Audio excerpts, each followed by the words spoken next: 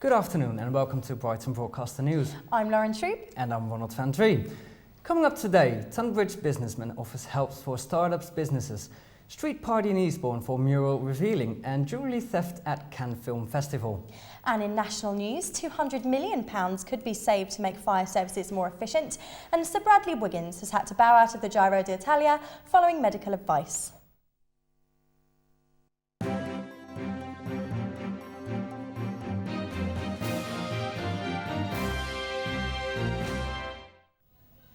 Over 96,000 hours of volunteering is going to take place today to mark Give and Gain Day. 12,000 business volunteers and 300 companies will be helping hundreds of thousands of people across UK communities.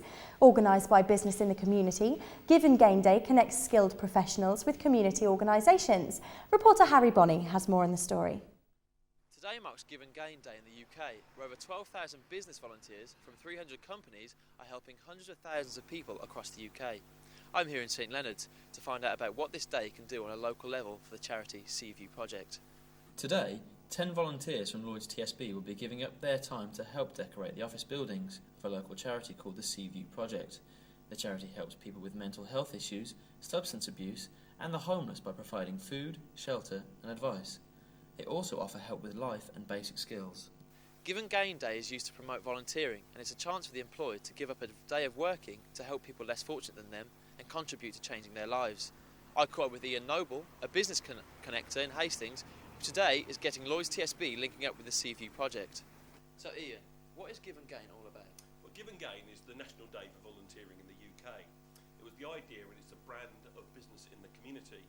BITC is the leading charity in the UK, driving responsible business, and I'm on secondment with BITC from Lloyds Banking Group. Right, so why did you decide to link up with the Seaview Project?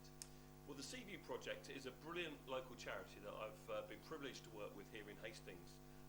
They offer a respite service for homeless people. There's a large percentage of homeless people in this area. It's a drop-in centre where guys can come, get a warm meal during the day, have some friendship with other people. The University of Brighton also contributes and gets involved. Emma O'Keefe, a podiatrist from the university, told me that working with the homeless was really interesting and a great insight into the way they lived. I'm Harry Bonney, reporting for Brighton Broadcaster News. A Tunbridge businessman is offering his mentorship for startups in Brighton, Eastbourne and Hastings. James Bartlett owns 3 companies and is now volunteering for the Let's Do business group, which supports young people with starting up their own businesses. A mother was left to give birth in the back of her car following the NHS maternity changes. Kirsty Payton was forced to deliver her little boy without expert care after being unable to reach Conquest Hospital in time. Baby Archie was safely delivered, however, on Queensway Road, weighing 7 pounds and 1 ounce. A new conservation project has started this week to improve the habitat of wildlife in Alexandra Park. Reporter Tom Mitchell has more on this story. Alexandra Park has seen the start of a project aimed at improving wildlife. The Veolia Environmental Trust awarded Hastings Council £10,000 through the Landfill Communities Fund for the project. Volunteers, along with park rangers, have cleared the land in preparation for tree planting at Shaunton Meadow. Rare fruit trees have been planted in the hope of attracting birds and insects to the area. Plants have also been added to the water's edge at the reservoir. Councillor Emily Westley is the lead member for the leisure and amenities at the council. She told Hastings Local Radio, "The wildlife has already benefited from the work the volunteers and our rangers are doing." I'm Tom Mitchell, reporting for Brighton Broadcaster News. At Hastings' annual Borough Council meeting yesterday, Council Leader Jeremy Birch announced the new members. However, the Hastings Tories have decided not to take up their positions on the Cabinet. Birch has said if the Tories refuse to nominate councillors to the Cabinet, then 3 empty seats will be put out at each meeting. Akash Nath has more on the story. This is Hastings Town Hall. Here, on the 15th of May, Council Leader Jeremy Birch announced the new Council Cabinet at his annual meeting. With the dismissal of Councillor Phil Scott from the Cabinet, Councillor Andrew Cartfield has now joined them. The portfolio changes include Councillor Jeremy Birch, Leader of the Council on Budget, Councillor Peter Chowney, Deputy Leader of the Council and Regeneration Portfolio Holder, Councillor Andrew Cartwright for Corporate Services including Revenues and Benefits, Councillor Kim Forward for Housing and Community Services, Councillor Jay Kramer for Environment and Safety, Councillor Emily Wesley for Leisure and Amenities, and Councillor John Hodges for Charity Committee Chair. However, those are the people of Labour. The three Conservative members decided not to be part of the Cabinet. The Tories decided as a group not to vote anyone of those three positions. Council Leader Jeremy Birch explained why on Facebook, writing, "It's the main decision-making committee of the Council, and it will continue to be made up of 10 members, in line with the support of two parties have on the Council, 7 Labour seats and 3 for the Tories. If they refuse to nominate councillors to the Cabinet, then the 3 empty seats will be put up at each meeting." Councillors are elected to represent local people. Parties can't pick and choose which committees they will sit on to speak up for voters. The Tories are abdicating their responsibility to the voters by staying away. They are particularly letting down Conservative voters who elected them to put forward their political outlook. The Labour majority on the Council will get on the task of trying to improve Hastings whether the Tories want to walk away from the responsibilities or not, but at some stage they'll have to answer to the local people for not fulfilling their duty. So maybe the Cabinet will do just as well with the Labour participants. I'm Akash Nath for Brighton Broadcaster News. And on this matter, we have Labour leader Jeremy Birch in the studio. Mr. Birch, thanks for coming. So why did the councillors choose not to take their seats in the Cabinet? You might be better to ask them, I suppose, but they've made this decision that they won't take up their places, but we will carry on. We've got a programme to deliver, we've got a set of policies that we're going to get on with, and whether the Conservatives are there or not, that's the programme that we'll get on and ensure is carried out. Yeah, will this affect or will this alter the effectiveness of the council as a whole? That's a difficult one to say. It won't alter the effectiveness of our policies. It will mean there'll be less opposition, and in terms of democracy, opposition should be there. The Conservatives have the right. They have a certain number of votes in the town. They've got 9 out of the 32 councillors. They've got a right to present an alternative set of ideas or to question the ideas we're putting forward. So it's not good for democracy they're not there, but in terms of effective government, I have to say, I don't think it'll make a great deal of difference. So will this decision made by the Conservative councillors work in your favour? It probably won't make a great deal of difference in terms of the running of the council. But what we will do is we won't change the balance of the Cabinet. The Cabinet will remain as 10 members. The 7 members that Labour is entitled to will still be there, and there'll be 3 empty seats. And I've made an invitation to the Conservatives that any time in the course of the year they want to change their mind, those seats are available to them. But you imagine at most Cabinet meetings, a member of the public turns up and will see 3 empty seats. So it'll be pretty vivid, won't it, that the Conservatives are just failing to do their duty and participate fully in council activities. So this will affect the Tories, the way they represent their constituents? Absolutely. If a council's elected, you have a duty to represent people. That's what you're there for. And you have a particular duty to represent those people who voted for you. Now, if Conservative voters voted for Conservative councillors, I guess they thought the Conservative policies would be argued for at every opportunity in the council chamber. And that's what the Tories aren't doing. Yeah. And now in this position where Labour is in now, that they hold now all the seats in the Cabinet, or most of the seats, will this affect the ability to represent all people of Hastings? No, because we'll have all the seats in the Cabinet if the Tories don't turn up. But we put forward a programme, we put forward a set of policies to the electorate, they voted for it, that's what we will deliver, and I believe that's what the majority of Hastings people want. Okay, thanks for coming into the studio. For more on these stories, plus news, vlogs and podcasts, go to the Brighton Broadcaster website, www.arts.brighton.ac.uk/media/broadcaster. You can also follow us on Twitter by searching for Bright Broadcast. Brighton and Hove Albion's manager has been suspended. Gus Poyet, along with the assistant manager and the first team coach, have all been relieved of their jobs. This was announced by the club last night. No official reason has been given for the suspension, but it is said to be alleged breaches of the contract. For more on the story, here's Saffron Alexander.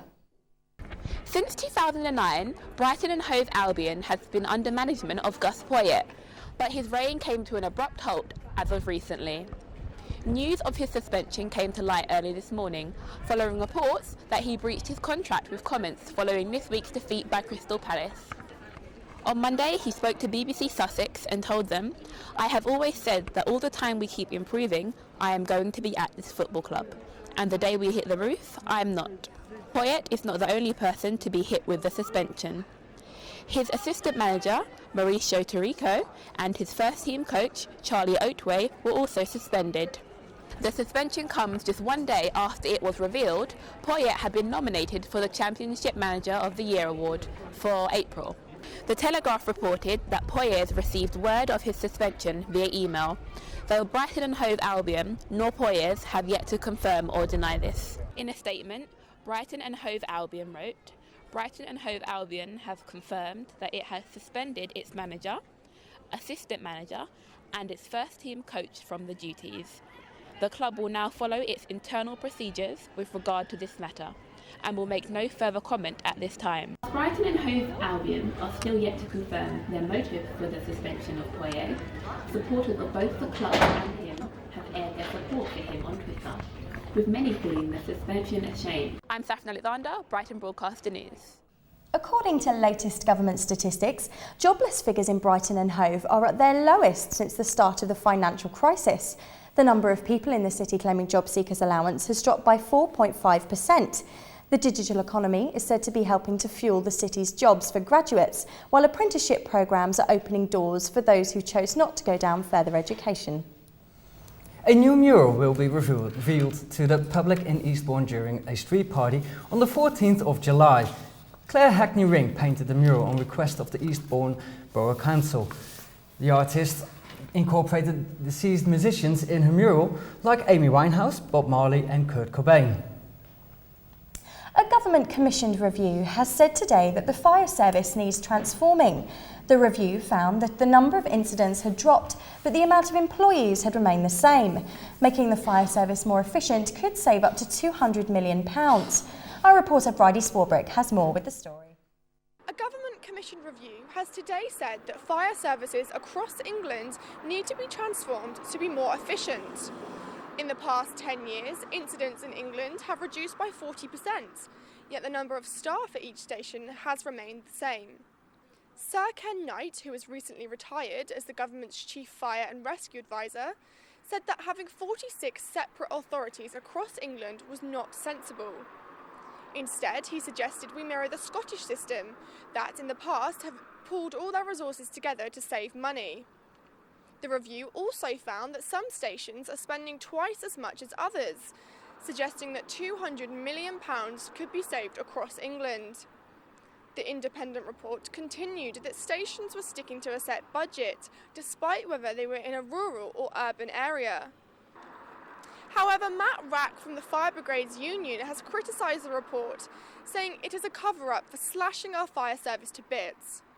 Matt Rack disapproved of proposed plans to cut the number of firefighters, claiming this would result in a poorer service for the public. I've come to Hastings Town Centre to see what they think about the fire station. If the proposed cuts to the Hastings fire service go ahead, would this make you more worried? Oh, absolutely. Yes, definitely the last thing we want, the fire service to be cut. They play a fantastic role in Hastings. There's plenty of other fire stations surrounding the area. It would be a little bit worrying, but we're living in strange times at the moment, and apparently I believe that the amount of service calls, fire service calls, has dropped considerably. But there you are.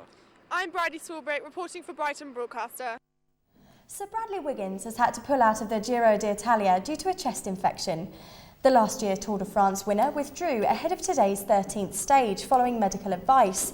The 7-time Olympic medalist will be returning back to England today for treatment and rest and hopes to be back on the road as soon as possible.